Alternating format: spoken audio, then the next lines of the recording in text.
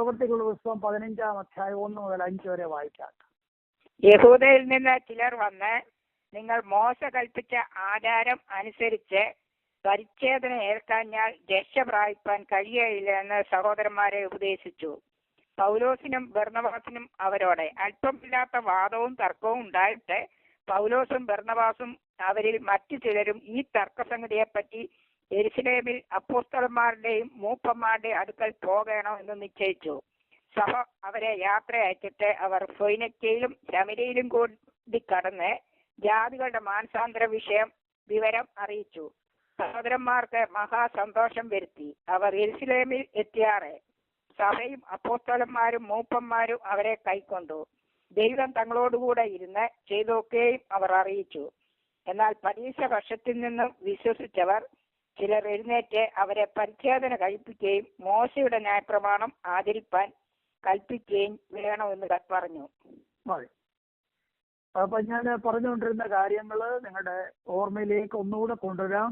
അതിതാണ്, ഒരാൾ ജാതീയ മാർഗത്തിൽ നിന്ന് രക്ഷിക്കപ്പെട്ട് ക്രൈസ്തവ വിഭാഗത്തിലേക്ക് വരുമ്പോൾ ആ ജാതികളുടെ രക്ഷ പൂർത്തിയാകണമെങ്കിൽ, കംപ്ലീറ്റ് ആകണമെങ്കിൽ അവർ പഴയ നിയമത്തിൽ പറയപ്പെട്ടിരിക്കുന്ന പരിച്ഛേദന കൂടെ ഏറ്റെങ്കിൽ മാത്രമേ രക്ഷ പൂർത്തീകരിക്കപ്പെടുകയുള്ളൂ എന്ന് പഴയ നിയമത്തിൽ പറയപ്പെട്ടിരിക്കുന്ന ആ പരിച്ഛേദന നിയമം കൂടെ ഇവരുടെ മേൽ അടിച്ചേൽപ്പിക്കുവാൻ യഹൂദന്മാർ പരിശ്രമിച്ചു. അപ്പൊ പഴയ നിയമത്തിൽ പറയപ്പെട്ടിരിക്കുന്നതിന്റെ അർത്ഥം എന്താണ്? പഴയ നിയമത്തിൽ പറയപ്പെട്ടിരിക്കുന്നത് പുതിയ നിയമത്തിലേക്ക് കൊണ്ടുവരണമോ എന്നുള്ളത് അവർ ചിന്തിക്കാതെ, ആ കാര്യങ്ങളുടെ അർത്ഥം മനസ്സിലാക്കാതെയാണ് ഇവരുടെ മേൽ ഈ നിയമം അടിച്ചേൽപ്പിക്കുവാൻ അവർ പരിശ്രമിക്കുന്നത്. നമ്മുടെ കർത്താവ് ഉപമകൾ പറഞ്ഞ കൂട്ടത്തില് പറഞ്ഞ ഒരു ഉപമ ലൂക്കോസിന്റെ സുവിശേഷം 5-ാം അധ്യായത്തിന്റെ 36-ാം വാക്യം മുതൽ രേഖപ്പെടുത്തിയിട്ടുണ്ട്. ഞാൻ ആ ഉപമ പറയാം. 5-ാം അധ്യായത്തിൽ പറയപ്പെട്ടിരിക്കുന്ന ഉപമ ഇതാണ്. കർത്താവ് പറഞ്ഞു, പുതിയ വീഞ്ഞ് പഴയ തുരുത്തിയിൽ പകരുമാറില്ലല്ലോ. പകർന്നാൽ തുരുത്തി പൊളിഞ്ഞു പോകും, രണ്ടും നഷ്ടപ്പെട്ടു പോകും. വീണ്ടും കർത്താവ് പറഞ്ഞു, പുതിയ തുണിക്കഷ്ണം പഴയ തുണിക്കഷ്ണത്തോടുകൂടെ തുന്നിയാൽ ചീന്തൽ വലുതായി പോകും. ഇത് പറഞ്ഞത് എന്തിനാണ്?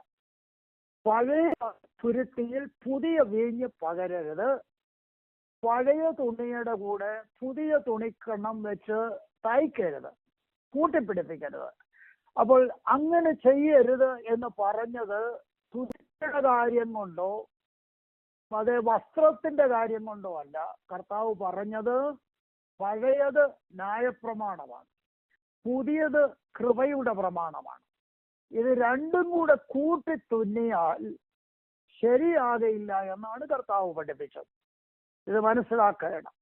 അപ്പോൾ പഴയ നിയമത്തിൽ പറയപ്പെട്ടിരിക്കുന്ന ചില കാര്യങ്ങൾ പുതിയ നിയമത്തിലെ ഉപദേശങ്ങളുമായിട്ട് കൂട്ടിത്തുന്നുവാൻ പലരും നോക്കാറുണ്ട്. അതിൽ ഒരു കാര്യമാണ് പരിച്ഛേദന. നിങ്ങൾ നോക്കണം, ശിശുസ്നാനം സ്ഥാപിക്കുവാൻ അതേ എപ്പിസ്കോപ്പൽ സഭയിൽപ്പെട്ടവർ കൊണ്ടുവരുന്ന ഒരു ന്യായം അതേ പഴയ നിയമത്തിലെ പരിച്ഛേദനയാണ്. കുഞ്ഞുങ്ങളെ പരിച്ഛേദന ചെയ്തു. അത് കൊണ്ടുവന്നിട്ടാണ് പുതിയ നിയമത്തിൽ കുഞ്ഞുങ്ങളെ സ്നാനപ്പെടുത്താം എന്ന് സ്ഥാപിക്കുന്നത്. ഇപ്പൊ നിങ്ങൾക്ക് ഏതാണ്ട് കാര്യങ്ങൾ മനസ്സിലാകത്തക്കവണ്ണമാണ് ഞാൻ പറയുന്നത്.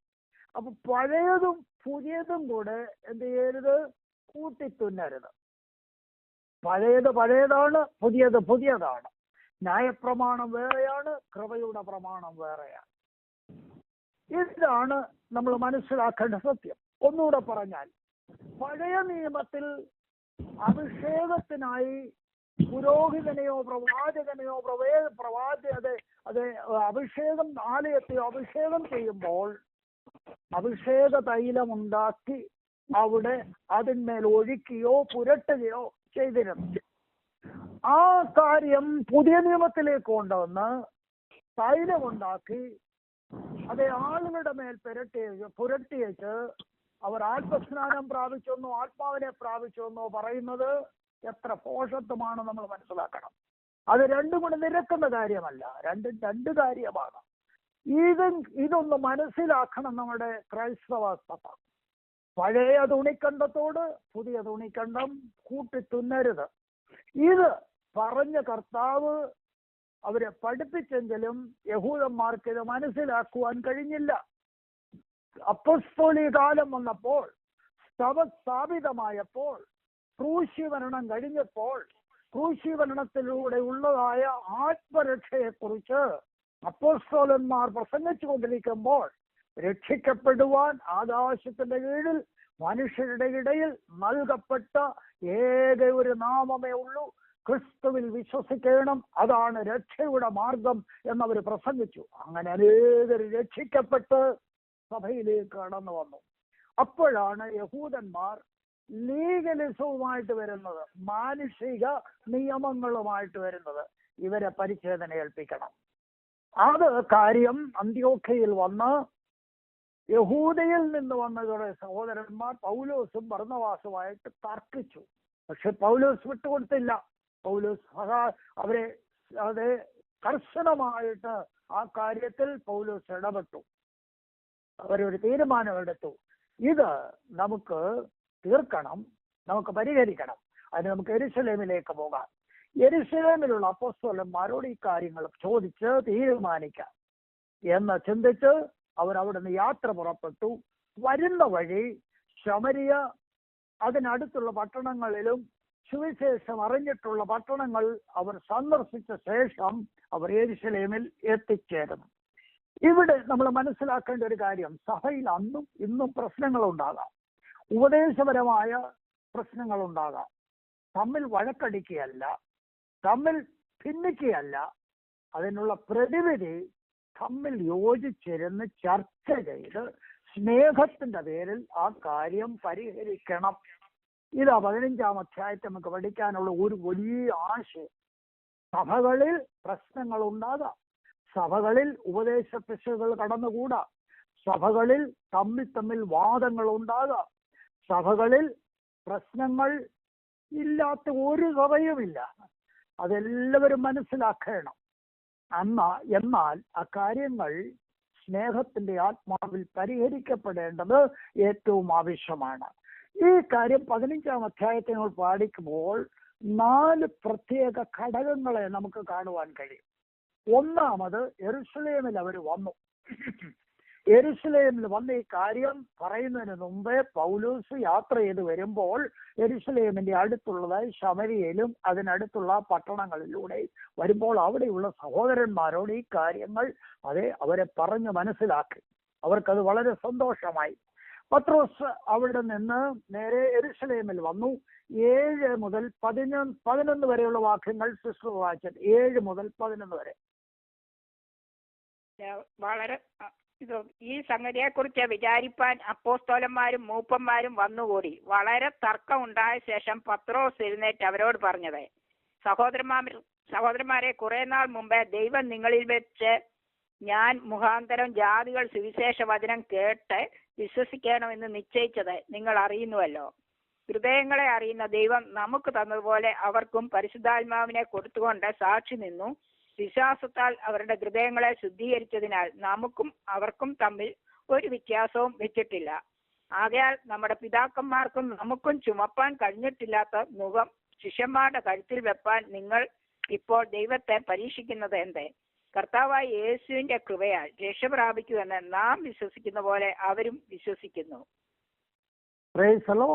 ഇവിടെ പത്രോസ് പറഞ്ഞ കാര്യം, പത്രോസ് ഓർപ്പിച്ച വിഷയം കോർന്നല്യോസിന്റെ വീട്ടിൽ നടന്ന സംഭവമാണ്. സഹോദരന്മാരെ, ജാതികളും സുവിശേഷം കേട്ടു. നാം രക്ഷിക്കപ്പെട്ടതുപോലെ അവരും രക്ഷിക്കപ്പെട്ടു. നമുക്ക് പരിശുദ്ധാത്മാവിനെ കിട്ടിയതുപോലെ അവർക്കും പരിശുദ്ധാത്മാവിനെ കിട്ടി. ഈ കാര്യം ഒരു 10 വർഷം മുമ്പാണ് നടന്നത്. ഒന്നാമത്തെ കാര്യം അതാണ്. 10 വർഷം മുമ്പ് ഞാൻ കോർന്നല്യോസിന്റെ ഭവനത്തിൽ പോയി സുവിശേഷം പറഞ്ഞു. കോർന്നല്യോസ് ജാതിയിൽപ്പെട്ടവനാണ്. അവിടെ ഞാൻ സുവിശേഷം പ്രസ്താവിച്ചു. ഒന്നാമത്തെ കാര്യം അതാണ്. രണ്ടാമത്തെ കാര്യം, മനുഷ്യ ഹൃദയങ്ങളെ അറിയുന്ന ദൈവം യഹൂദന്മാർക്ക് പരിശുദ്ധാത്മാവിനെ നൽകിയതുപോലെ അന്ന് ജാതികൾക്കും പരിശുദ്ധാത്മാവിനെ നൽകി.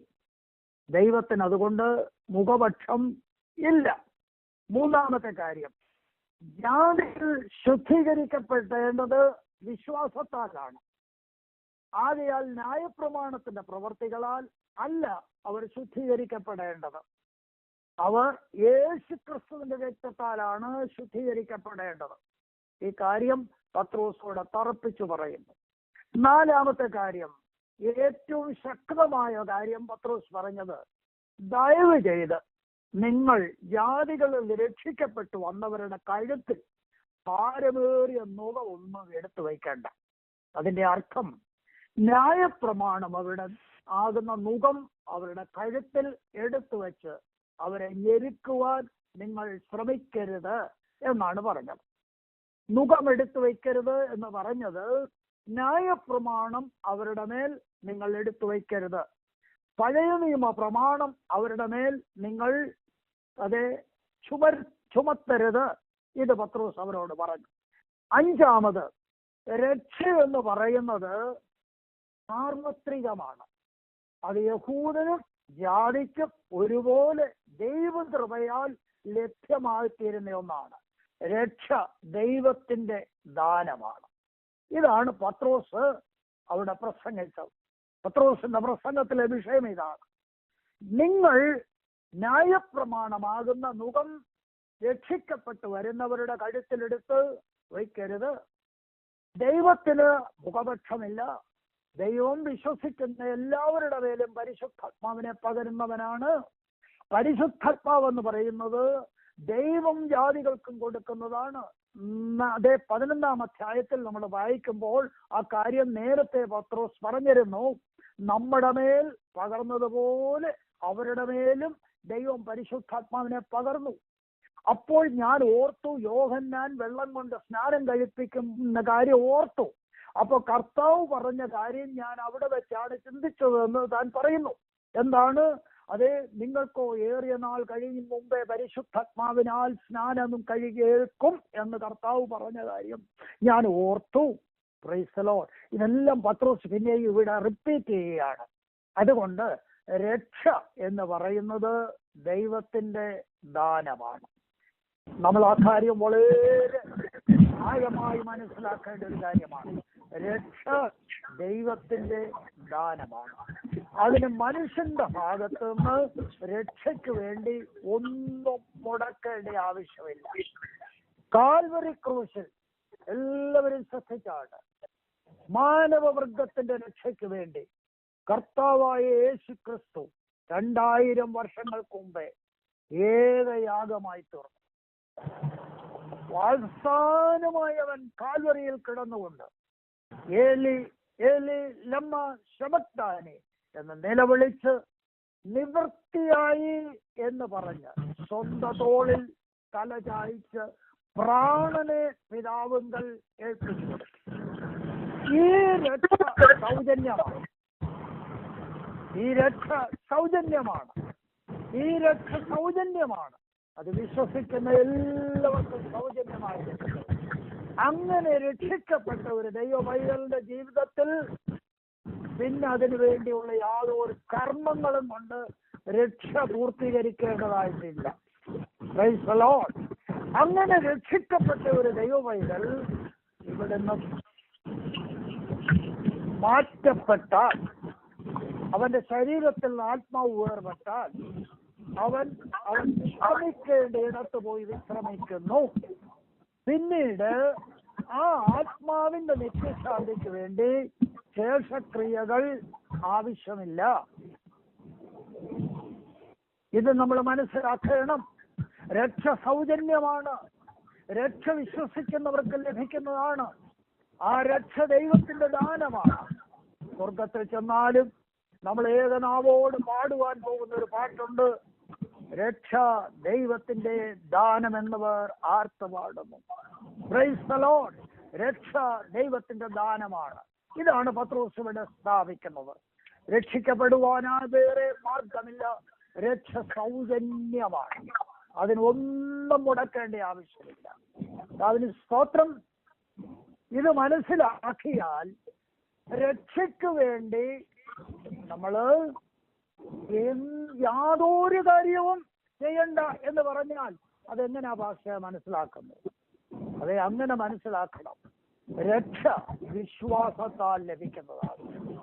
നമ്മുടെ കർമ്മം കൊണ്ടോ, നമ്മുടെ വിദ്യാഭ്യാസം കൊണ്ടോ, നമ്മുടെ ധനം കൊണ്ടോ, നമ്മൾ ഏതെങ്കിലും കൊടുത്തത് കൊണ്ടോ, നമ്മൾ ദശാംശം കൊടുക്കുന്നത് കൊണ്ടോ, നമ്മൾ യോഗത്തിന് പോകുന്നത് കൊണ്ടോ ഒന്നുമല്ല രക്ഷിക്കപ്പെടുന്നത്. രക്ഷ വിശ്വാസത്താലാണ്. എപ്പോഴൊരു ദൈവം ഒരു ഞാൻ പാപിയാണെന്നുള്ള ബോധത്തോട് ദൈവത്തിന്റെ അടുക്കൽ വന്ന് തന്റെ പാപമേറ്റു പറഞ്ഞ് കർത്താവിൽ വിശ്വസിക്കുമ്പോൾ ആ നിമിഷത്തിൽ അവൻ രക്ഷിക്കപ്പെടുകയാണ്. ഇതാണ് പത്രോസ് പറഞ്ഞത്. പത്രോസ് ഈ കാര്യം പറഞ്ഞു കഴിഞ്ഞപ്പോൾ അവിടെ പൗലോസ് ശാന്തമായി എഴുന്നേറ്റു. പൗലോസ് എഴുന്നേറ്റ് പറഞ്ഞ കാര്യം 12-ാം വാക്യം. ജനസമൂഹം എല്ലാം മിണ്ടാതെ ബർന്നബാസും പൗലോസും ദൈവം തങ്ങളെ കൊണ്ട് ജാതിയുടെ ഇടയിൽ ചെയ്യിച്ച അടയാളങ്ങളും അത്ഭുതങ്ങളും എല്ലാം വിവരിക്കുന്ന കേട്ടുകൊണ്ടിരുന്നു. അവർ പറഞ്ഞു നിർത്തിയ ശേഷം മതി. Price the Lord. അപ്പോഴാണ് പൗലോസ് എഴുന്നേറ്റത്. അതായത് പത്രോസ് പ്രസംഗിച്ചു കഴിഞ്ഞപ്പോൾ, ആ കാര്യം പറഞ്ഞു കഴിഞ്ഞപ്പോൾ പൗലോസ് എഴുന്നേറ്റു. ജാതികളുടെ ഇടയിൽ ഞങ്ങളെ കൊണ്ട് ദൈവം ചെയ്ത കാര്യങ്ങൾ കേൾപ്പീൻ എന്ന് പറഞ്ഞ് അവർ പറഞ്ഞത് നിശ്ചയമായിട്ടും അവരുടെ ആ മിഷണറി യാത്രയിൽ സംഭവിച്ച കാര്യങ്ങളാണ്. ഞങ്ങൾ മിഷണറി യാത്രയ്ക്കായി പോയി. ഞങ്ങൾ പാമ്പോസിലും ഞങ്ങൾ അത് കഴിഞ്ഞ് അതേ ഗലാത്യയുടെ പ്രദേശങ്ങളിലും ഒക്കെ സഞ്ചരിച്ചു. ഞങ്ങൾ അവിടെ സുവിശേഷം പ്രസംഗിച്ചു. അവിടെ വെച്ച് യഹൂദന്മാരും ജാതികളും ഒക്കെ രക്ഷിക്കപ്പെട്ടു. അവിടെ രോഗികൾ സൗഖ്യമായി, അത്ഭുതങ്ങളും അടയാളങ്ങളും നടന്നു. ഈ കാര്യങ്ങളൊക്കെ പൗലോസ് വിവരിക്കുകയാണ്. അപ്പോൾ ജനം എന്ത് ചെയ്തെന്ന് അവിടെ എഴുതിയിട്ടുള്ളത് ശ്രദ്ധയോടെ കേട്ടുകൊണ്ടിരുന്നു. ഒരു സമൂഹത്തിൽ, ഒരു സദസ്സിൽ ബിഹേവ് ചെയ്യേണ്ടത് എങ്ങനെയാണെന്നൂടെ ഇവിടെ എഴുതിയിട്ടുണ്ട്. പത്രോസ് സംസാരിച്ചപ്പോൾ ചാടിക്കേറി ഇടയ്ക്ക് പൗലോസ് ഒന്നും പറഞ്ഞില്ല. പൗലോസ് സംസാരിക്കുമ്പോൾ മറ്റാരും ചാടിക്കേറി ഒന്നും പറഞ്ഞില്ല. ജനമിടയ്ക്ക് ഒരു സംശയമുണ്ട്, ചോദിക്കട്ടെ എന്ന് പറഞ്ഞ് എഴുതിയിട്ടില്ല. വാസ്തവത്തിൽ ഇത് നമ്മൾ പഠിക്കേണ്ട ഒരു കാര്യമാണ്. ഒരു സമ്മേളനത്തിൽ, ഒരു കൗൺസിൽ കൂടുമ്പോൾ, ഒരു കാര്യങ്ങൾ ചർച്ച ചെയ്യുവാൻ കൂടുമ്പോൾ അവിടെ എങ്ങനെ ബിഹേവ് ചെയ്യണം, പെരുമാറണം എന്നുള്ളത് നമ്മൾ മനസ്സിലാക്കണം. ആമേൻ. ഇത് മനസ്സിലാക്കേണ്ട ഒരു സത്യമാണ്. വാസ്തവത്തിൽ ജനറൽ ബോഡി കൂടുമ്പോൾ, സഭയിൽ ഒരു ആലോചന യോഗം കൂടുമ്പോൾ, ഇവിടുത്തെ ബഹളം എന്ത്, ഒരാൾ നിർത്തുന്നതിന് മുമ്പ് ഒരാൾ ചാടി എഴുന്നേക്കും. പോകട്ടെ, അതവിടെ നിൽക്കട്ടെ. നമ്മൾ കേരളത്തിൽ ഈ ചർച്ചാ സമ്മേളനം നിങ്ങൾ TV-യിലൊക്കെ കാണുന്നവരാണ്. ഒരാൾ സംസാരിക്കുന്നതിടെ വേറൊരാൾ സംസാരിക്കും. അവർ സംസാരിക്കുന്നതിടെ ചോദ്യം ചോദിക്കുന്ന ആളെന്ന് തുടങ്ങും. കാരണം പരസ്പര ബഹുമാനമില്ല. പരസ്പരം എങ്ങനെ അത് കാര്യം കൈകാര്യം ചെയ്യണം എന്നറിയാൻ വയ്യാതെ. അതുകൊണ്ട് ഇതൊക്കെ പഠിക്കുമ്പോൾ ഇവിടെ പ്രായോഗിക വശം കൂടെ നമുക്ക് മനസ്സിലാക്കുവാൻ കഴിയണം. പത്രോസ് സംസാരിച്ചു നിർത്തിയപ്പോൾ പൗലോസ് എഴുന്നേറ്റ് സംസാരിച്ചു. പൗലോസ് സംസാരിക്കുമ്പോൾ ജനം ശ്രദ്ധയോടെ കേട്ടുകൊണ്ടിരുന്നു. പൗലോസ് സംസാരിച്ച വിഷയം ദൈവം തങ്ങളെ കൊണ്ട് അത്ഭുതങ്ങളും അടയാളങ്ങളും ചെയ്യിച്ചു. ഞങ്ങൾ കഴിഞ്ഞ ചില നാളുകൾ അതേ യാത്ര ചെയ്തു, മിഷണറി പ്രവർത്തനത്തിനായി പോയി.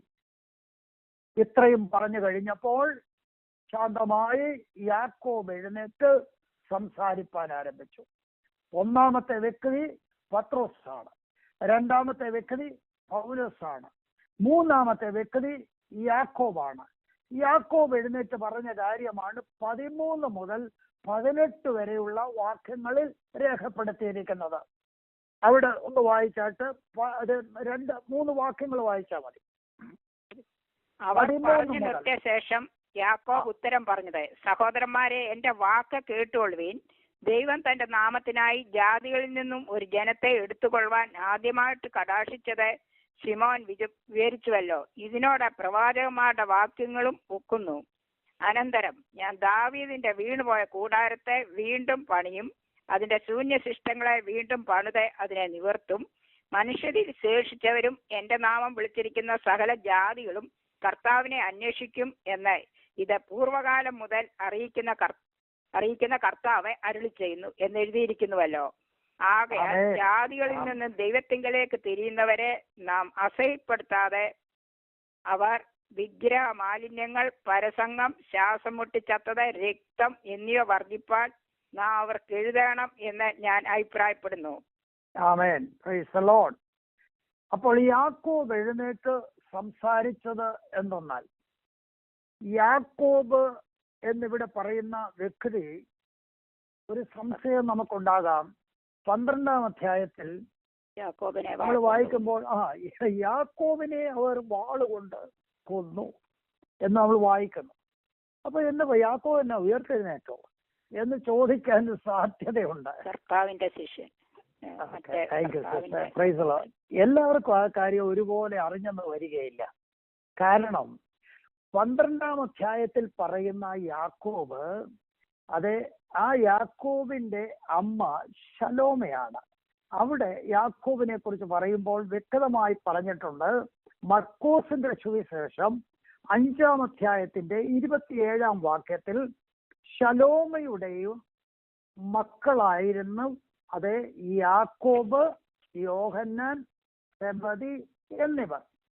ശലോമയുടെ മക്കളായ യാക്കോബ്, യോഹന്നാൻ, സെബദി, ഈ മൂവരിൽ ഒരുവനാണ് യാക്കോബ്. ആ യാക്കോബിനെയാണ് 12-ാം അധ്യായത്തിൽ രക്തസാക്ഷിയായി തീർന്നതായി നാം വായിക്കുന്നത്. എന്നാൽ ഇവിടെ പറയുന്ന യാക്കോബ് യേശു ക്രിസ്തുവിന്റെ ഹാഫ് ബ്രദറാണ്, അല്ലെങ്കിൽ സഹോദരനാണ്. ഈ യാക്കോബാണ് യാക്കോബ് എഴുതിയ ലേഖനം എഴുതിയത്, യാക്കോബിന്റെ ലേഖനം എഴുതിയത്. ഈ യാക്കോബും അവന്റെ സഹോദരന്മാരും ആദ്യം കർത്താവിൽ വിശ്വസിച്ചിരുന്നില്ല എന്ന് നമുക്ക് മനസ്സിലാക്കുവാൻ കഴിയും. അവർ കർത്താവിൽ വിശ്വസിച്ചത് കർത്താവിന്റെ പുനരുത്ഥാനത്തിന്റെ ശേഷമാണ്. അങ്ങനെ വിശ്വസിച്ച ഈ യാക്കോബ് ഒരു ഉരുക്കു മനുഷ്യനായിരുന്നു. താന് വളരെ ശക്തമായി അപ്പസ്തോലിക സഭയിൽ നിലനിന്ന ഒരു വ്യക്തിയാണ്. ആദ്യത്തെ സഭാ കൗൺസിലിന്റെ അധ്യക്ഷനായി താനാണ് തെരഞ്ഞെടുക്കപ്പെട്ടത്. ആമേൻ. താന് വളരെ ഉരുക്കു മനുഷ്യനാണ്, ശക്തനായ മനുഷ്യനാണ്. അപ്പോൾ കർത്താവിന്റെ സഹോദരൻ, അല്ലെങ്കിൽ ആ സഹോദരനായ യാക്കോബാണ് ഇവിടെ ഇപ്പോൾ പ്രസിഡന്റ് ആയിരിക്കുന്നത്, പ്രിസൈഡ് ചെയ്യുന്നത്.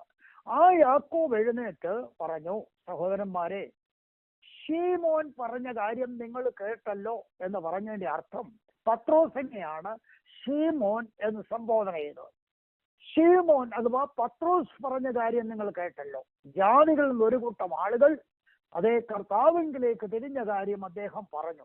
കാരണം പഴയ നിയമത്തിൽ എഴുതിയിരിക്കുന്നു, അതെ, ഞാൻ ദാവീദിന്റെ വീണുപോയ കൂടാരത്തെ വീണ്ടും പണിയും എന്ന് രേഖപ്പെടുത്തിയിരിക്കുന്നു. അത് യിരെമ്യാ പ്രവചനം 30-ാം അധ്യായത്തിലും ഹോശേയ പ്രവചനം 3-ാം അധ്യായത്തിലും ഉള്ള ഒരു വാക്യമാണ് ഇവിടെ താൻ എടുത്ത് അത് കോട്ട് ചെയ്യുന്നത്. ഹോശേയ പ്രവചനം 3-ാം അധ്യായത്തിന്റെ 4-5 വാക്യം. ഹോശേയ 3-ാം അധ്യായത്തിന്റെ 4-5 വാക്യം. ഹോശേയ പ്രവചനം വായിച്ചാട്ടെ. ഹോശേയ, യോവേൽ 3-4-5 വാക്യം. ഈ വിധത്തിൽ ഇസ്രായേൽ മക്കൾ ബഹുകാലം രാജാവില്ലാതെയും പ്രഭുവില്ലാതെയും യാഗമില്ലാതെയും പ്രതിഷ്ഠയില്ലാതെയും ഏഫോദില്ലാതെയും ഗ്രഹബിംബമില്ലാതെയും ഇരിക്കും. പിന്നത്തേത് ഇസ്രായേൽ മക്കൾ തിരിഞ്ഞ് ദൈവമായ യഹോവയെയും തങ്ങളുടെ രാജാവായ ദാവീദിനെ അന്വേഷിക്കും. ഭാവി കാലത്ത് അവർ ഭയപ്പെട്ടും കൊണ്ട് യഹോവയെങ്കിലേക്കും അവന്റെ നന്മയെങ്കിലേക്കും വരും. കർത്താവിന് സ്തോത്രം. ഏറിയ കാലം ഇസ്രായേൽ ജാതികളെ പോലെ ഏഫോദില്ലാതെയും ആലയമില്ലാതെയും ആരാധനയില്ലാതെയും കിടക്കുമെന്ന് ഹോശേയ പറഞ്ഞു. എന്നാൽ ഞാൻ ആ ജനത്തെ ദൈവത്തിലേക്ക് മടക്കി വരുത്തും. അതിനാണ് വീണ് പോയ കൂടാരത്തെ ഞാൻ വീണ്ടും പണിയും എന്ന് പറഞ്ഞിരിക്കുന്നത്. ദാവീദിന്റെ വീണുപോയ കൂടാരം ഇസ്രയേലാണ്, അവരെ മടക്കി വരുത്തും എന്ന് പറയുമ്പോൾ അതിനോടുള്ള ബന്ധത്തിൽ ജാതികൾക്കും ഒരു മടങ്ങിവരവുണ്ട് എന്ന് ഇവിടെ നമുക്ക് മനസ്സിലാക്കുവാൻ കഴിയും. യഹൂദന് മാത്രമല്ല, ജാതികൾക്കൂടെ ഒരു മടങ്ങിവരവുണ്ട് എന്ന് ദൈവത്തിന്റെ വചനം പറയുന്നു. യഹൂദന്മാർ ദൈവത്തിന്റെ കീഴിലേക്ക് മടങ്ങി വരുന്ന സമയത്ത് ദൈവം തന്റെ ജനത്തെ മടക്കി വരുത്തുമ്പോൾ നിശ്ചയമായിട്ടും ദൈവം ജാതികളെ കൂടെ സന്ദർശിക്കും എന്ന് നമുക്ക് മനസ്സിലാക്കുവാൻ കഴിയും.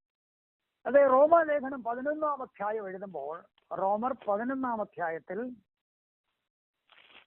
അതിന്റെ 11 മുതൽ താഴോട്ടുള്ള വാക്യങ്ങളിൽ പൗലോസ് ഒരു സൂചന ഇതിനെ കുറിച്ച് തരുന്നുണ്ട്. 11-ാം അധ്യായത്തിന്റെ 11-ാം വാക്യം. എന്നാൽ അവർ വീഴേണ്ടതിന് ഇടറിയത് എന്ന് ഞാൻ ചോദിക്കുന്നു. ഒരു നാളുമല്ല, അവർക്ക് എരിവ് വരുത്തുവാൻ അവരുടെ ലംഘനം ഹേതുവായി ജാതികൾക്ക് രക്ഷ വന്നു എന്നേ ഉള്ളൂ. അടുത്തത്, എന്നാൽ അവരുടെ ലംഘനം ലോകത്തിന് ധനവും അവരുടെ നഷ്ടം ജാതികൾക്ക് സമ്പത്തും വരുവാൻ കാരണമായി എങ്കിൽ അവരുടെ യഥാസ്ഥാനം എത്ര അധികം. ഇവിടെ പൗലോസ് യഹൂദ ജാതികളുടെ പിന്മാറ്റത്തെക്കുറിച്ചും അധപ്പതനത്തെക്കുറിച്ചുമാണ് പറയുന്നത്. എന്തുകൊണ്ട് അവരങ്ങനെ വീണുപോയി അഥവാ ഒടിഞ്ഞുപോയി എന്ന് പറയുന്നു. 11-ാം അധ്യായത്തിൽ പറയുന്നു അവിശ്വാസത്താലാണ്. അത് സംഭവിച്ചത് എന്തുകൊണ്ടാണ്? അത് സംഭവിച്ചത് ജാതികളെ രക്ഷിക്കേണ്ടതിനാണ്. അപ്പൊ അങ്ങനെ യഹൂദൻ പിന്മാറിപ്പോയെങ്കിൽ അതിന്റെ സ്ഥാനത്തേക്ക് ഈ ജാതികൾ മടങ്ങി വരും. ഈ കാര്യങ്ങളെല്ലാം കൂടെ സംഗ്രഹിച്ചുകൊണ്ട് യാക്കോബ് പറയാണ്, ദാവീദിന്റെ വീണ് പോയ കൂടാരത്തെ ദൈവം വീണ്ടും പണിയുമെന്ന് പറഞ്ഞിട്ടുണ്ടല്ലോ. ആ സംഭവം സഹോദരന്മാരെ നിങ്ങൾ അറിയണം. ആകയാൽ അതുപോലെ ജാതികളെ കൂടെ ദൈവം അംഗീകരിച്ചു എന്നാണ് നമ്മുടെ സഹോദരനായ ഈമോനും പൗലോസും എഴുന്നേറ്റ് പറഞ്ഞത്. ഇത് പറഞ്ഞപ്പോൾ സഭ ശാന്തമായി. എന്നാൽ നമുക്കൊരു തീരുമാനമെടുക്കണമെന്ന് പറഞ്ഞ് സഭ ഒരു തീരുമാനത്തിലേക്ക് വന്നു. എന്താ സഭയുടെ തീരുമാനമെന്ന് രേഖപ്പെടുത്തിയിരിക്കുന്നത്? അതെ, വളരെ പ്രത്യേകമായ നിലയിൽ നമ്മൾ കുറിക്കൊള്ളേണ്ടതാണ്. യെരുശലേം സഭയുടെ തീരുമാനം 19 മുതൽ 35 വരെയുള്ള വാക്യങ്ങളാണ്. അതെല്ലാം വായിക്കാൻ നേരമില്ല, സമയമില്ലാത്തതുകൊണ്ട് ഞാൻ നിങ്ങളോട് പറയാം. 5 പ്രധാന കാര്യങ്ങളാണ് അന്ന് യെരുശലേം സഭ തീരുമാനം കൈക്കൊണ്ടത്. 5 പ്രധാന കാര്യങ്ങൾ. 1, ജാതികളിൽ നിന്ന് ദൈവത്തെങ്കിലേക്ക് തിരിഞ്ഞു വരുന്ന അതേ വിശ്വാസികളെ ഭാരമായ ചുമട് കെട്ടിവെച്ച് അവർക്ക് ഭാരം വരുത്തരുത്.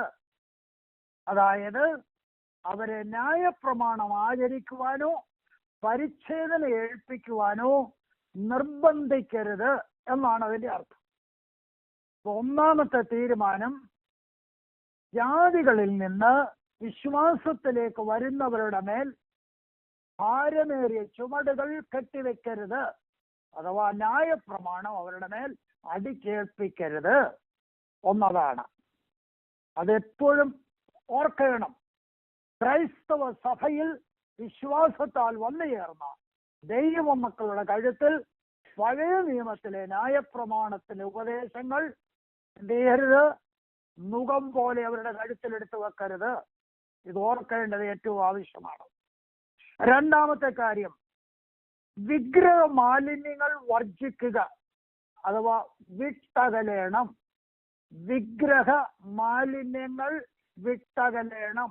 20ഉം 28ഉം വാക്യങ്ങൾ അതാണ് പറഞ്ഞിരിക്കുന്നത്. അക്ഷരാർത്ഥത്തിൽ വിഗ്രഹങ്ങളിൽ നിന്ന് അവർ മാറി നിൽക്കണം. വിഗ്രഹങ്ങൾക്ക് അർപ്പിച്ചതിന് ശേഷം കൊണ്ടുവരുന്ന നിവേദ്യങ്ങളുടെ അവശിഷ്ടങ്ങൾ, അതിന് പ്രസാദം എന്നൊക്കെയാണ് നമ്മുടെ കേരളത്തിൽ പറയുന്നത്. അങ്ങനെ കൊണ്ടുവരുന്നത് ഉത്സവങ്ങളിൽ അവർ ഭക്ഷിക്കുന്ന ആഹാരത്തിൽ ഒരു പങ്ക് നിങ്ങൾക്ക് കൊണ്ടുതന്നാൽ നിങ്ങൾ ഭക്ഷിക്കരുത്. നിങ്ങൾ വിഗ്രഹ മാലിന്യങ്ങളിൽ നിന്ന് അകന്നിരിക്കണം. ഇത് പുതിയ നിയമസഭയിലെ വിശ്വാസികൾ ശ്രദ്ധിക്കേണ്ട കാര്യങ്ങളാണ്. ഒരിക്കൽ ഈ കാര്യങ്ങളൊക്കെ പഠിപ്പിച്ചുകൊണ്ടിരിക്കുന്ന സമയത്ത് നോർത്ത് ഇന്ത്യയിൽ ഞങ്ങളായിരിക്കുമ്പോൾ ഒരാൾ ഒരു ചോദ്യം ചോദിച്ചു. അങ്ങനെയാണെങ്കിൽ ഹോളിക്ക് ഞങ്ങളുടെ അയൽവക്കത്തെ ഞങ്ങളുടെ കൂട്ടുകാര് അതെ ഹോളിയുടെ സമയത്ത് ജിലേബി കൊണ്ടുതരും, കഴിക്കാൻ ഒക്കുമോ വാസ്തു? നമ്മൾ ചോദിക്കുന്ന ചോദ്യമാ. ഞങ്ങളെ അയൽവക്കക്കാർ ഓണം ഒന്നാം വിളിച്ചു, ഓണവും പോകണ്ടായോ? ഇതൊക്കെ നമ്മൾ ചിന്തിക്കേണ്ട കാര്യമാണ്. ഞങ്ങളുടെ അയൽവക്കത്തിൽ ഞങ്ങളുടെ വീട്ടിൽപ്പെട്ട ഞങ്ങളുടെ വീട്ടുകാര് ശ്രാദ്ധം നടത്തി, ഞങ്ങളെ കഴിക്കാൻ വിളിച്ചു, ഞങ്ങൾ പോകണ്ടായോ? വളരെ ചിന്തിക്കേണ്ട വിഷയമാണ്. എന്താ ഒന്നാം സഭാ കൗൺസിലിന്റെ തീരുമാനം? ദൈവമക്കൾ വർജനം ആചരിക്കണം. അശുദ്ധമായതുകൊണ്ട് നിങ്ങളെ തന്നെ അശുദ്ധമാക്കരുത്. നിങ്ങൾ ആരാണെന്ന് മനസ്സിലാക്കണം. നിങ്ങൾ വിഗ്രഹ മാലിന്യങ്ങൾ വർജിക്കണം. No compromise, no compromise. വർജിക്കുക. അതാണ് രണ്ടാമത്തെ കാര്യം. മൂന്നാമത്തെ കാര്യം, നിങ്ങൾ പരസംഗം ചെയ്യരുത്. പരസംഗം എന്ന് പറഞ്ഞാൽ സെക്സ്വൽ ഇമ്മോറാലിറ്റി ആണ് ഇവിടുത്തെ വിഷയം. സെക്സ്വലി ഉള്ള ഇമ്മോറാലിറ്റി, സെക്സ്വൽ ഇമ്മോറാലിറ്റി, അതായത് വ്യഭിചാരം, സ്വവർഗഭോഗം, മറ്റ് ലൈംഗിക വൈകൃതങ്ങൾ, ഇവയിൽ നിന്നെല്ലാം വിശ്വാസികൾ ഒഴിവുള്ളവരായിരിക്കണം. മാലിന്യങ്ങൾ ദൈവമക്കൾക്ക് പാടില്ല. Praise the Lord. യാതൊരു മാലിന്യങ്ങളോടും ജഡീകമായ മാലിന്യങ്ങൾ സംഭവിക്കാതെ സൂക്ഷിക്കണം. കാരണം നാം പൂർണ്ണരായിരിക്കണം, നാം വിശുദ്ധരായിരിക്കണം. ഇതാണ് ദൈവവചനം പറയുന്നത്. നാലാമത്തെ കാര്യം, ശ്വാസം മുട്ടിച്ചത്തത് വർജിക്കണം എന്ന് പറഞ്ഞാൽ ഇത് ഭക്ഷണത്തിന്റെ കാര്യമാണ്. നിങ്ങൾ ഭക്ഷിക്കുന്ന മീറ്റ് എങ്ങനെയുള്ളതാണെന്ന് നിങ്ങൾ മനസ്സിലാക്കണം. ശ്വാസം മുട്ടിച്ചത്തതിന് നിങ്ങൾ അതിന്റെ മീറ്റ് ഭക്ഷിക്കരുത് എന്നതാണ് പ്രമാണം. ഇത് പെട്ടെന്ന് ഓർപ്പിക്കേണ്ട ഒരു കാര്യമാണ്. അഞ്ചാമത്തെ കാര്യം, നിങ്ങൾ രക്തം വർജിക്കണം. ഇതും ഭക്ഷണത്തോടുള്ള ബന്ധത്തിലാണ്. രക്തം മുഴുവനും വാർന്നു പോകാതെ അതേ വിൽപ്പനയ്ക്ക് വരുന്നതായ മാംസങ്ങൾ അതേ കഴുകാതെയും ശരിയായി വേവിക്കാതെയും ഭക്ഷിച്ചാൽ അതിൽ കൂടെ വരുന്നതായ വൈറസ് മനുഷ്യനെ കൊന്നുകളയുന്നതാണ്. ഇതൊക്കെ മനസ്സിലാക്കിയാണ് പറഞ്ഞത് നിങ്ങൾ രക്തം വർജിക്കണമെന്ന്. അല്ലാതെ ഓപ്പറേഷൻ ചെയ്യേണ്ടി വന്നു, ഒരു ബോട്ടിൽ 2 ബോട്ടിൽ രക്തം ആവശ്യമായി വന്നു, അതുകൊണ്ട് ഇത് പ്രമാണത്തിൽ എഴുതിയിരിക്കുന്നു രക്തം വർജിക്കണം, അതുകൊണ്ട് എനിക്ക് രക്തം വേണ്ട എന്നല്ല ഇതിന്റെ അർത്ഥം. പലരും അങ്ങനെ മിസ്അണ്ടർസ്റ്റാൻഡ് ചെയ്യുന്നുണ്ട്. അതല്ല ഇവിടുത്തെ വിഷയം. ഇവിടുത്തെ വിഷയം ഭക്ഷണത്തോടുള്ള ബന്ധത്തിലാണ്. ഒരാൾ ഭക്ഷിക്കുമ്പോൾ അതേ ശ്വാസം മുട്ടിച്ചത്തതിനെ ഭക്ഷിക്കാൻ പാടില്ല. വർജിക്കുമ്പോൾ അതേ രക്തം വാർന്നു പോകാത്ത മാലിന്യങ്ങൾ ഭക്ഷിക്കാൻ പാടില്ല. ഈ മുകളിൽ പറഞ്ഞ 3 കാര്യങ്ങൾ സംക്ഷേപിച്ചാൽ നമുക്കൊരു കാര്യം മനസ്സിലാക്കാം. ഒന്ന്, വിഗ്രഹാർപ്പിതങ്ങൾ ഭക്ഷിക്കരുത്. വിഗ്രഹാരാധകരുമായി സംസർഗം പാടില്ല. അസന്മാർഗികമായ കാര്യങ്ങളിൽ പങ്കാളികളാകരുത്. രക്തമുള്ള ഭക്ഷണ സാധനങ്ങൾ ഭക്ഷിക്കരുത്. ഇതൊക്കെ പറഞ്ഞിരിക്കുന്നത് ദൈവമക്കളുടെ വിശുദ്ധിയുടെ പ്രമാണത്തിൽപ്പെട്ട കാര്യമാണ്. ഇതെല്ലാം സഭായോഗത്തിലൊന്നും നിങ്ങളെ ആരും പ്രസംഗിച്ച് കേൾപ്പിക്കാറില്ല. കാരണം അവിടെ വരുമ്പോൾ വിടുതലുണ്ട്, ബന്ധനം കഴിയണമെന്നൊക്കെ പറഞ്ഞു വിടുന്നതല്ലാതെ അതൊക്കെ നല്ല കാര്യങ്ങൾ കേട്ടു പോരുന്നു. നമുക്കിതൊന്നും കേൾക്കുന്നത് തന്നെ വലിയ സന്തോഷമായ കാര്യമല്ല. വല്ല ആത്മീയ ഉണർവുള്ളതോ കയ്യടിയുള്ളതോ ബഹളമുള്ളതോ ഇതൊക്കെയാണ് ഇപ്പം സംഭവിക്കുമെന്ന് പറഞ്ഞാൽ നമ്മളെല്ലാം കൈയടിക്കും. വാസ്തവത്തിൽ ജീവിതത്തിൽ വരുത്തേണ്ട ക്രമീകരണങ്ങൾ, ജീവിതത്തിൽ വരുത്തേണ്ട വർജനങ്ങൾ, ജീവിതത്തിൽ വരുത്തേണ്ട വിശുദ്ധിയുടെ പ്രമാണം ഇതൊക്കെ ദൈവമക്കൾ മനസ്സിലാക്കണം. നാടോടുമ്പോൾ നടുവേ ഓടുവാനല്ല എന്നെയും നിങ്ങളെയും വിളിച്ചിരിക്കുന്നത്. സത്യത്തിന് വേണ്ടി നേരെ നിൽക്കുന്ന ദൈവമക്കളായിരിക്കണം. അപ്പോൾ വിജാതീയരിൽ നിന്ന് വന്ന വിശ്വാസികൾക്ക് പരിച്ഛേദന കൊടുക്കാൻ പാടില്ല. അവർ ജാതികളുടെ മര്യാദ അനുസരിച്ച് ഇന്ന കാര്യങ്ങൾ ചെയ്യാൻ പാടില്ല. ഇത് ആദ്യത്തെ സഭാ കൗൺസിലിന്റെ തീരുമാനമാണ്. കാരണം ഇവർ ജാതികളിൽ നിന്ന് വന്നവരാണ്. അവർ ജാതികളിൽ നിന്ന് വന്നവരാകയാൽ വിഗ്രഹങ്ങൾക്ക് അർപ്പിച്ചതിന് ശേഷം വരുന്ന വസ്തുക്കൾ ഭക്ഷിക്കരുത്. അവരതിനകത്തുനിന്ന് മാറി നിൽക്കണം. നമ്മൾ എപ്പോഴും ഓർക്കണം, നമ്മൾ വിട്ടുപോന്ന സഭകൾ, മാമൂലുകൾ, പാരമ്പര്യങ്ങൾ ഇവയൊക്കെയും നമ്മുടെ പ്രമാണത്തിന് വിരുദ്ധമാണെങ്കിൽ നിശ്ചയമായും ആ കാര്യങ്ങളോട് ദൈവജനം ആചരിക്കണം. അല്പം കഠിനമായ ഞാൻ പറയുന്നെന്ന് ചിലർക്ക് തോന്നിയെങ്കിലും അത് ദൈവമക്കൾ കർത്താവിന്റെ വരവിനോട് വളരെ അടുത്ത് വരികയാണ്. ഇവിടെ മാലിന്യം സംഭവിച്ചാൽ, ഇവിടെ ലോകവുമായി ഇണങ്ങിച്ചേർന്നാൽ വളരെ നമ്മുടെ ജീവിതം നഷ്ടമായി പോകും. നമ്മൾ വിശുദ്ധരായിരിക്കേണ്ടത് ഏറ്റവും ആവശ്യമായ കാര്യമാണ്. നിങ്ങൾ ദൈവവചനം ശ്രദ്ധിച്ചു നോക്ക്. നിസ്സാര കാര്യങ്ങൾക്ക് പോലും സ്ട്രിക്റ്റ് പറയുന്ന ഒരു വചനമാണ് എൻ്റെ കയ്യിലിരിക്കുന്ന 66 പുസ്തകമടങ്ങിയ വിശുദ്ധ വേദപുസ്തകം. കർത്താവിന് സ്തോത്രം. അതിൽ വള്ളിക്കും പുള്ളിക്കും വ്യത്യാസമില്ല. ആകയാൽ ഒരു ദൈവ പൈതൽ ദൈവസന്നിധിയിൽ വിശുദ്ധരായിരിക്കണം. പ്രമാണത്തിൽ നേരെ നിൽക്കണം. വർജനം ആചരിക്കേണ്ടതിന് വർജനം ആചരിക്കണം. 2 കൊരിന്ത്യർ 6-ാം അധ്യായത്തിന്റെ അവസാന വാക്യത്തിൽ 7-ാം അധ്യായത്തിന്റെ 1-ാം വാക്യവും ചേർത്ത് വായിച്ചു നോക്കൂ. നമുക്ക് അതേ വേർപാട് ആവശ്യമാണ്. നമുക്ക് വിഗ്രഹങ്ങളോട് യാതൊരു ബന്ധവുമില്ല. നമുക്ക് അശുദ്ധിയോട് ബന്ധമില്ല. നാം ഇവയോട് യാത്ര പറയണം. അങ്ങനെ ചെയ്താൽ ദൈവം ഒരു വാഗ്ദത്തത്തോടെ പറഞ്ഞിട്ടുണ്ട്, ഞാൻ നിങ്ങളുടെ പിതാവായിരിക്കും, ഞാൻ നിങ്ങൾ എനിക്ക് പുത്രന്മാരും പുത്രിമാരുമായിരിക്കും. അതിന് സ്തോത്രം. ഞാൻ നിങ്ങളുടെ നടുവിൽ വസിക്കും, നിങ്ങൾ എനിക്ക് പുത്രന്മാരും പുത്രിമാരായിരിക്കും. അപ്പോൾ ദൈവവുമായുള്ള അപേക്ഷമായ ബന്ധം നമുക്ക് വേണമെങ്കിൽ നമ്മുടെ ജീവിതത്തിൽ നമ്മൾ വർജനമായിരിക്കണം, നമ്മൾ വിശുദ്ധരായിരിക്കണം, നമ്മൾ നിർമ്മലരായിരിക്കണം. ഇതൊക്കെയും നമുക്ക് ആവശ്യമായിരിക്കുന്ന കാര്യങ്ങളാണ്. അതിനാണ് നമ്മൾ ദൈവവചനം പഠിക്കുന്നത്. കർത്താവിന് സ്തോത്രം. Price the Lord. അതേ ദൈവവചനം പറയുന്നത് വിശുദ്ധമായതും സാമാന്യമായതും തമ്മിൽ വേർതിരിക്കണം. അതേ നല്ല മണിയും പതിരും തമ്മിൽ വേർതിരിക്കുന്നത് പോലെ ഒരു വേർതിരിവ് നാളുകളിൽ നടന്നുകൊണ്ടിരിക്കുകയാണ്. എന്തിന്? താമസമിനാ നമ്മുടെ കർത്താവ് മടങ്ങി വരും. അവൻ വിശുദ്ധന്മാരെ ചേർക്കും. അതിനായി നമുക്ക് കാത്തിരിക്കേണ്ടത് ഏറ്റവും ആവശ്യമാണ്. ഈ കാര്യങ്ങൾ എഴുതി സഹോദരന്മാരുടെ കയ്യിൽ കൊടുത്ത്, അഥവാ അവർ ശീലാസിനെ വിളിച്ചു. ശീലാസിന്റെ പൗലോസിന്റെ കൂടെ യാത്ര ചെയ്ത ഒരു ദൈവദാസനാണ് ശീലാസ് എന്ന് പറയുന്നത്.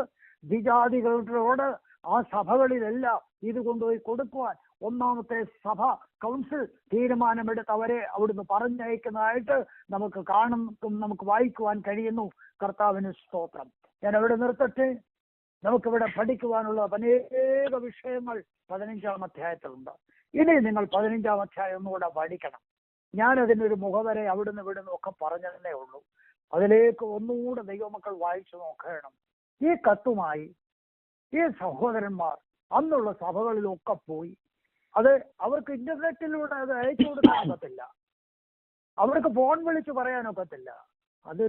അത് തോൽച്ചുവരിൽ എഴുതി അവരതുമായിട്ട് സഭകളിലേക്ക് പോവുകയാണ്. അവിടെ ചെന്നത് വായിച്ചു കേൾപ്പിക്കണം. സഭ ഇങ്ങനെ തീരുമാനമെടുത്തു. അപ്പോൾ ഒരു പ്രശ്നം അവിടെ പരിഹരിക്കുകയാണ്. ഇതുപോലെ നമ്മുടെ സഭകളിലോ കുടുംബങ്ങളിലോ ഒരു വിഷയം ഉണ്ടായാൽ, ഒരു പ്രശ്നമാണെന്ന് കണ്ടാൽ തൽക്ഷണം അത് പരിഹരിക്കണം. വെച്ചുകൊണ്ടിരിക്കരുത്. തൽക്ഷണം അത് പരിഹരിക്കണം. അത് കുടുംബത്തിലായാലും കുടുംബ ജീവിതത്തിലായാലും അത് വെച്ചുകൊണ്ടിരിക്കരുത്. അങ്ങനെ ഇരുന്നാൽ അത് ശിഥിലമുണ്ടാക്കും, അത് പ്രശ്നമുണ്ടാക്കും. തൽക്ഷണം അതിനെ വിളിക്കണം. അതുകൊണ്ടല്ലേ കർത്താവ് പറഞ്ഞത് സൂര്യൻ അസ്തമിക്കുവോളം കോപം വെച്ചുകൊണ്ടിരിക്കരുത്. പകൽ കോപിച്ചെന്ന് വരാം, പക്ഷെ രാത്രിയിൽ ഉറങ്ങാൻ പോകുന്നതിന് മുമ്പേ അത്താഴമൂന്നും കഴിഞ്ഞ് തമ്മിലിരുന്ന് സോറി പറഞ്ഞേച്ച് പോയി കിടന്ന് ഉറങ്ങുന്നതാണ് ഏറ്റവും നല്ലത്. അതേ കോപം സൂര്യൻ അസ്തമിക്കുന്നവരെ വെച്ചുകൊണ്ടിരിക്കരുത്. നമ്മുടെ ജീവിതത്തിലുള്ള ആ ഏത് കാര്യമായിരുന്നാലും കഴിവുള്ളിടത്തോളം അന്ന് അത് പരിഹരിക്കണം. വർത്തമാനകാലത്ത് പരിഹരിക്കേണ്ടത് വർത്തമാനകാലത്ത് പരിഹരിച്ചേ ഒക്കത്തുള്ളൂ. ജീവിതത്തിൽ ഇന്ന് പകൽക്കാലം ഒരു തീരുമാനം നമുക്കെടുക്കാം. കർത്താവേ, വന്നുപോയ കുറവുകൾ, സംഭവിച്ചു പോയ പാവങ്ങൾ, തെറ്റുകൾ ഞാൻ ഏറ്റുപറയുന്നു എന്ന് പറഞ്ഞ് ദൈവസന്നിധിയിൽ മടങ്ങി വരുവാൻ താല്പര്യമുള്ള ആരെങ്കിലും ഉണ്ടെങ്കിൽ നിങ്ങളുടെ ജീവിതത്തിൽ ആ കുറവുകൾ ഏറ്റുപറഞ്ഞ് ബലഹീനതകൾ ഏറ്റുപറഞ്ഞ് ദൈവത്തെങ്കിലേക്ക് മടങ്ങി വരിക. കർത്താവ് അത് ക്ഷമിക്കും. കർത്താവ് നിങ്ങളെ അനുഗ്രഹിക്കും. അവൻ നിങ്ങൾക്ക് പിതാവായിരിക്കും, നിങ്ങളവർ മക്കളായിരിക്കും. ഈ വചനങ്ങളാൽ ദൈവം എല്ലാവരെയും അനുഗ്രഹിക്കട്ടെ. ദൈവത്തിന് നന്ദിയോടെ സ്തോത്രം. വീണ്ടും നമുക്ക് ഈ ബുധനാഴ്ചയുടെ ഉച്ച സമയത്ത് ചില ദിവസങ്ങൾക്ക് ശേഷം വീണ്ടും കർത്താവിന്റെ വാക്കിൽ നിന്ന് അനുഗ്രഹിക്കപ്പെട്ട ആലോചന കേൾക്കുവാൻ കർത്താവ് ഇടയാക്കിയല്ലോ. അതിനാൽ ഞാൻ ദൈവത്തിന് നന്ദിയോടെ സ്തോത്രം ചെയ്യുന്നു. നമ്മുടെ ദൈനംദിന ജീവിതത്തിൽ, നമ്മുടെ ക്രിസ്തീയ ജീവിതത്തിൽ അനുഷ്ഠിക്കേണ്ടതും അറിഞ്ഞിരിക്കേണ്ടതുമായ ആഴമേറിയ ചില സത്യങ്ങളെ നാം വായിച്ചു വിട്ടിട്ടുണ്ടെങ്കിലും അതുപോലെ അതിന്റെ ആഴങ്ങളിലേക്ക് ചുരുക്ക സമയം കൊണ്ട് വ്യക്തമായി ദൈവത്തിന്റെ ആത്മാവ് കർത്താവിന്റെ ദാസനിൽ കൂടെ നമ്മെ അറിയിച്ചല്ലോ. ദൈവത്തിന് സ്തോത്രം. അത് നമ്മുടെ ജീവിതത്തിന് എല്ലാം അനുഗ്രഹമായിരിക്കട്ടെ. നാം പലപ്പോഴും ചിന്തിക്കാത്ത കാര്യങ്ങളും കാര്യമായിട്ട് ഗണ്യമാക്കാത്ത കാര്യങ്ങളും ഒക്കെ വളരെ സൂക്ഷ്മതയോടെ ദൈവം നിരീക്ഷിക്കുന്നുണ്ട്. ദൈവത്തിന് സ്തോത്രം. അതിലൊക്കെ നമ്മൾ വളരെ സൂക്ഷ്മതയായി ജീവിക്കണം, പ്രവർത്തിക്കണം എന്നുള്ളത് കർത്താവിന്റെ ദാസനിൽ കൂടെ നമ്മെ കേൾപ്പിച്ചല്ലോ. അത് ഒന്നാമത്തെ സഭയില്, ദൈവസഭയില് സംഭവിച്ച കാര്യങ്ങളെ കുറിച്ച് ദൈവത്തിന് സ്തോത്രം. ശക്തമായി നാമും പല കാര്യങ്ങൾക്കും നമ്മൾ ഓരോരുത്തരെ നോക്കിയിട്ട് ഇതുപോലൊക്കെയാണ് നമ്മൾ വിധിക്കാറുള്ളത്. നമ്മുടെ സ്റ്റാൻഡേർഡ് അനുസരിച്ച്, നമ്മുടെ നിലപാടിനും അനുസരിച്ച്, നമ്മൾ ചിന്തിച്ചതും മനസ്സിലാക്കിയതിനും അനുസരിച്ച് വന്നില്ലെങ്കിൽ അവരെല്ലാം ശരിയല്ല എന്നുള്ളൊരു നിലപാട് നമ്മുടെ എല്ലാവരുടെയും ജീവിതത്തിലുണ്ട്. ദൈവത്തിന് സ്തോത്രം. നമ്മുടെ വ്യക്തിപരമായ ചില സ്റ്റാൻഡേർഡ് നാം നമ്മുടെ ക്രിസ്തീയ ജീവിതത്തിലും കൊണ്ടുവരാറുണ്ട്. എന്നാൽ ദൈവവചനത്തിന് അടിസ്ഥാനമുള്ളതായിരിക്കണം നാം പറയുന്നതും ചെയ്യുന്നതും എല്ലാം. നമുക്ക് ഇഷ്ടം പോലെ ചെയ്യാനുള്ളതല്ല. ദൈവത്തിന് നന്ദിയോടെ സ്തോത്രം. ഹല്ലേലൂയ. അത് എത്ര ശക്തമായിട്ട് ശാന്തമായിട്ട് ഒന്നാം നൂറ്റാണ്ടിലെ ഭക്തന്മാര്, അപ്പോസ്തലന്മാരൊക്കെ വിഷയങ്ങളെ കൈകാര്യം ചെയ്തത് എത്ര മാന്യമായ നിലയിൽ ദൈവകൃപയോടുകൂടിയാണ്. ഹല്ലേലൂയ. ഇങ്ങനെയായിരിക്കണം നമ്മുടെ വിഷയങ്ങളെല്ലാം കൈകാര്യം ചെയ്തത്. അത് വീട്ടിലായാലും ദൈവസഭയിലായിരുന്നാലും ഹല്ലേലൂയ വിഷയങ്ങളെ ക്രമീകരിച്ച് അല്ലെങ്കിൽ ശാന്തമായ നിലയിൽ ഹല്ലേലൂയ അതിനെ കൈകാര്യം ചെയ്യത്തക്കവണ്ണമുള്ള ദൈവകൃപ. ഹല്ലേലൂയ. ഇതൊക്കെ ഒരു ദൈവകൃപയാ. ദൈവത്തിന് സ്തോത്രം. ഹല്ലേലൂയ. നാം പലപ്പോഴും നമ്മൾ കേൾക്കുന്നതിന് പ്രതികരിക്കുന്നവരായിട്ടുണ്ട്.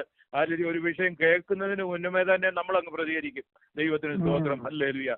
ശലോമോൻ പറയുന്നത് കേൾക്കാൻ വേഗതയും പറയാൻ താമസവും ഉണ്ടായിരിക്കണം. ദൈവത്തിന് സ്തോത്രം. നമ്മൾ കേൾക്കുന്നതാണ് ഏറ്റവും നല്ലത്. കേട്ട് നമ്മൾ പെട്ടെന്ന് മറുപടി പറയുന്നതിനേക്കാളും നല്ലൊരു കാര്യം, വിവരം നന്നായി മനസ്സിലാക്കിയിട്ട് മറുപടി പറയുകയാണെങ്കിൽ, ശാന്തമായിട്ട് മറുപടി പറയുകയാണെങ്കിൽ അത് ഏറ്റവും മുഖ്യമായിരിക്കും. കാരണം നാം ഉത്തരം പറയാൻ പോകുന്നത് എന്താണെന്ന്, അല്ലെ പറയുന്നത് എന്താണെന്ന് പോലും നമുക്ക് അറിയാൻ വയ്യാതെ പലപ്പോഴും സംസാരിക്കും. ദൈവത്തിന് സ്തോത്രം. കർത്താവിന്റെ ദാസന്മാർ അങ്ങനെയല്ല. ദൈവത്തിന്റെ ആത്മാവിനാൽ നയിക്കപ്പെട്ട ദൈവദാസന്മാര് അവർ വിഷയങ്ങൾ, പ്രശ്നങ്ങൾ സഭയിൽ കടന്നു വന്നപ്പോൾ അത് എങ്ങനെ കൈകാര്യം ചെയ്യണം എന്നുള്ളത് ഒന്നിച്ചുകൂടി ഇരുന്ന് സംസാരിച്ച്, ദൈവത്തിന് സ്തോത്രം, അത് ശാന്തമായിട്ട് സംസാരിച്ചു. ഒരാൾ സംസാരിച്ചു കഴിഞ്ഞപ്പോൾ ആ പറയുന്ന കാര്യങ്ങൾ എന്തൊക്കെയാണ് എന്നുള്ളത് വ്യക്തമായിട്ട് വെളിപ്പെടുത്തി കൊടുത്തപ്പോൾ അതിനെക്കുറിച്ച് ചിന്തിച്ചു. ഹല്ലേലൂയ. യഹൂദന്മാരുടെയും ജാതികളുടെയും ഇടയിൽ ഉണ്ടായിരുന്ന വിഷയങ്ങളുടെ മേലെ ഹല്ലേലൂയ ഒരു ശരിയായ ഒരു മറുപടി നൽകത്തക്കവണ്ണം ഹല്ലേലൂയ പ്രാപ്തരായ ദൈവം ചെയ്ത ചില പ്രവൃത്തികളെ വെളിപ്പെടുത്തി കൊടുത്ത് ഹല്ലേലൂയ പത്രോസ് സംസാരിച്ചതുപോലെ. സ്തോത്രം. ഹല്ലേലൂയ. ദൈവത്തിന്റെ ജനമേ, നാം ഈ ദിവസങ്ങൾ ഇതുപോലെയാവേണ്ടി നമ്മുടെ എക്സ്പീരിയൻസിൽ നിന്ന് ദൈവം ചെയ്ത ചില പ്രവൃത്തികൾ ഹല്ലേലൂയ നാം ചിന്തിക്കുന്ന നമ്മുടെ സ്വന്തം ഇഷ്ടപ്രകാരം ചിന്തിക്കുകയല്ല. ദൈവം എന്താണ് പ്രവർത്തിച്ചിരിക്കുന്നത്. ഹല്ലേലൂയ. കൊർന്നല്യോസിന്റെ ഭവനത്തിലായിരുന്നാലും യഹൂദന്മാരായ ക്രിസ്ത്യാനികളോടൊക്കെ പറയുന്നത് ഹല്ലേലൂയ നാം വിശ്വസിച്ചിരിക്കുന്നത് പോലെ അല്ല കാര്യങ്ങളുടെ പോക്ക്. Hallelujah, hallelujah. കൃപയാലാണ് എല്ലാവരും ഹല്ലേലൂയ വിശ്വാസം മൂലം രക്ഷിക്കപ്പെട്ടിരിക്കുന്നത്. ഹല്ലേലൂയ, ദൈവത്തിന് സ്തോത്രം ചെയ്യുന്ന ന്യായപ്രമാണം ആകുന്ന മുഖം ഹല്ലേലൂയ സാധുക്കളുടെ തലമേൽ പടലിമേൽ വെക്കാതെ വണ്ണം അവരും ഹല്ലേലൂയ വിശ്വാസത്താലാണ് ദൈവകൃപയാലാണ് രക്ഷിക്കപ്പെട്ടിരിക്കുന്നത്. അവരുടെ മേൽ പ്രവർത്തിച്ചിരിക്കുന്ന ദൈവത്തിന്റെ പരിശുദ്ധാത്മാവ് നമുക്ക് തന്നതുപോലെ തന്നെ ഹല്ലേലൂയ അവർക്കും ദൈവത്തിന്റെ പരിശുദ്ധാത്മാവിനെ കൊടുത്തെങ്കിൽ ഹല്ലേലൂയ നാം ഈ പഴയ കാര്യങ്ങള് ന്യായപ്രമാണത്തിന്റെ ചട്ടങ്ങളും ഒക്കെ ഹല്ലേലൂയ പരിച്ഛേദനയും ഒന്നും ഇവരുടെ മേൽ പിടിച്ചേൽപ്പിക്കാതെ ദൈവം ഹല്ലേലൂയ എല്ലാവർക്കും അജാതികൾ ഇന്നാർക്കൊന്നുമില്ല സർവ്വ ലോകത്തിനും വേണ്ടി കാൽവറിയിൽ തകർക്കപ്പെട്ട ദൈവപുത്രൻ അവന്റെ രക്തം സകല പാപവും പോക്കി ശുദ്ധീകരിക്കുന്ന രക്തം വിശ്വസിക്കുന്നവരുടെ മേൽ വ്യാപരിക്കുന്ന ഹല്ലേലൂയ വിശ്വസിക്കുന്നവർക്ക് ദൈവം നൽകിക്കൊടുക്കുന്ന രക്ഷയത്ര എല്ലാവർക്കും ഒരുപോലെയാണെന്ന് മനസ്സിലാക്കി കൊടുത്ത് ശാന്തമായി സംസാരിക്കത്തക്കവണ്ണം ഹല്ലേലൂയ ദൈവത്തിന്റെ പൈതലെ ഹല്ലേലൂയ നാം എല്ലാവരും കർത്താവിന്റെ ദാസൻ പറഞ്ഞത് ഒരു നല്ല കാര്യം എനിക്ക് സന്തോഷമായിട്ട് തോന്നി. കാരണം ഹല്ലേലൂയ നമ്മളെല്ലാവരും എന്നെ കൂടെ ഉൾപ്പെടുത്തിയാ ഞാൻ പറയുന്നത്. പെട്ടെന്ന് എന്തെങ്കിലും കേൾക്കുന്നതിന് മുമ്പേ അങ്ങ് മറുപടി പറയും. അല്ലെങ്കിൽ ശാന്തമായി ശ്രദ്ധിച്ചിട്ട് അവർ പറയുന്നത് ശരിയാണോ തെറ്റാണോ, അല്ലെങ്കിൽ അത് ശാന്തമായിട്ട് എന്റെ അഭിപ്രായം ഇന്നതാണെന്നൊക്കെ പറയുന്നതിനെക്കാട്ടിലും അല്ലെങ്കിൽ ഉപരിയായി നമ്മൾ പെട്ടെന്ന് കയറി പല കാര്യങ്ങളും അങ്ങ് പറയും. പിന്നെ അവിടെ ബഹളം ഉണ്ടാകും. നമ്മൾ ശാന്തമായിട്ട് ശ്രദ്ധിച്ചു കഴിഞ്ഞാൽ ചില കാര്യങ്ങൾ ഒരു പക്ഷേ നമുക്ക് മറുപടി പറയാൻ തോന്നത്തില്ല. കാരണം കാര്യം അതുപോലെ മനസ്സിലാക്കി തരുമ്പോൾ നമ്മുടെ മിണ്ടാതിരിക്കുന്നതായിരിക്കും ഒരു പക്ഷേ നന്നായിട്ടുള്ളത്. ദൈവത്തിന്റെ സ്തോത്രം. ഭക്തന്മാര് ഹല്ലേലൂയ പൗലോസും ഒക്കെ പറഞ്ഞു കേട്ടില്ലേ?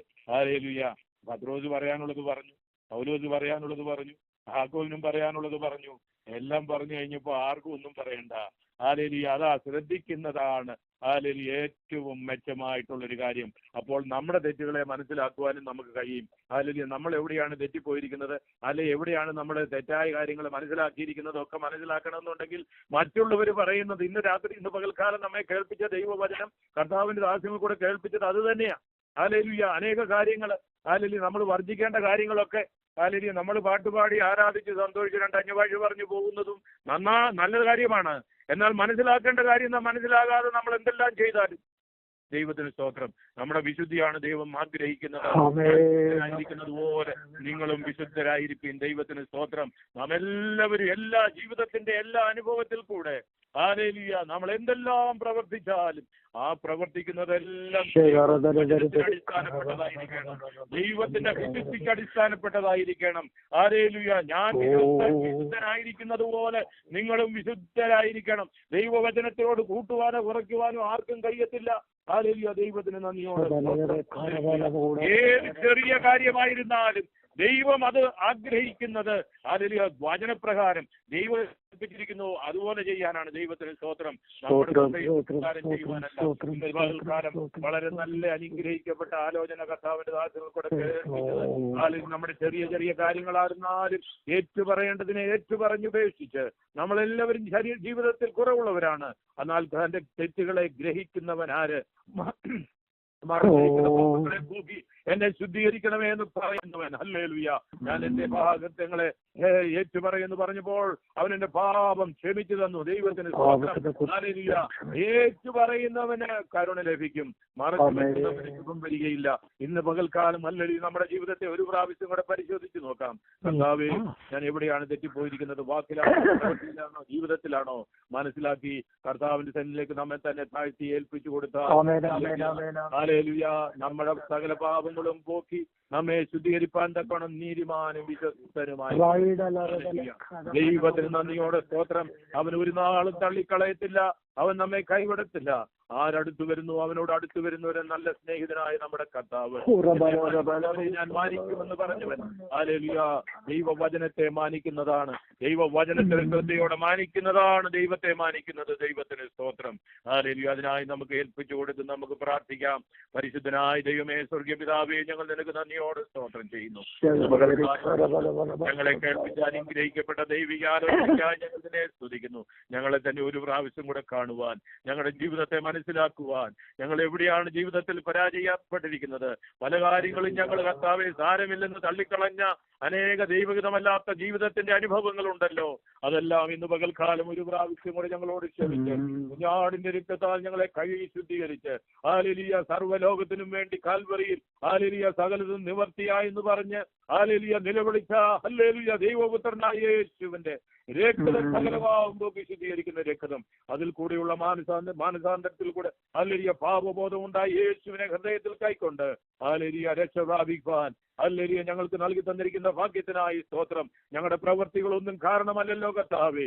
ഹല്ലേലൂയ അവിടുത്തെ മഹാസ്നേഹം നിമിത്തമാണല്ലോ ഹല്ലേലൂയ ഞങ്ങളെ സ്നേഹിച്ച ഹല്ലേലൂയ ഞങ്ങളോട് കാണിച്ച ദൈവസ്നേഹത്തിനായി കരുണയ്ക്കായി ഞങ്ങൾ സ്തോത്രം.